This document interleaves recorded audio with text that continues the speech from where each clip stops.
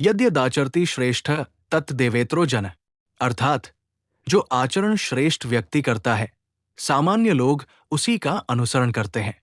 भगवान श्री कृष्ण अर्जुन को ये समझाते हैं कि समाज को बदलने के लिए केवल उपदेश पर्याप्त नहीं होते, आचरण सबसे बड़ा उपदेश होता है।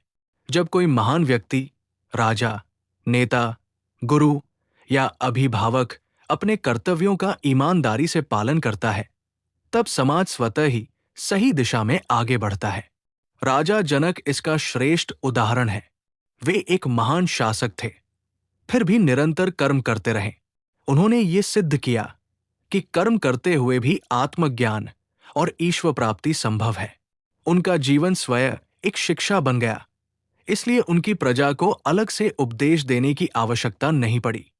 आज के युग में भी ये सिद्धांत उतना ही सत्य है। यदि कोई नेता स्वयं नियमों का पालन नहीं करता, यदि कोई शिक्षक स्वयं अनुशासन में नहीं रहता, या यदि माता पिता वही कार्य करते हैं जो बच्चों को करने से मना करते हैं, तो समाज में भ्रम, अव्यवस्था और नैतिक पतन निश्चित हो जाता है।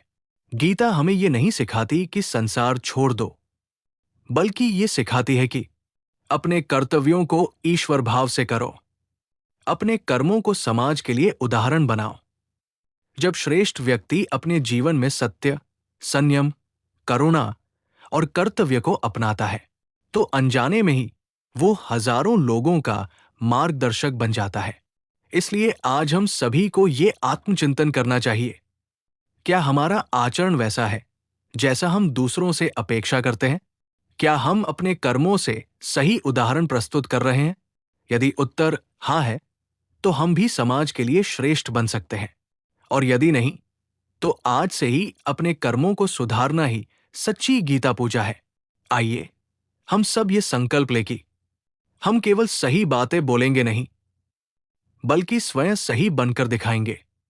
यही गीता का संदेश है, यही कर्मयोग है, और यही सच्चे समाज निर्माण की आधारशिला है।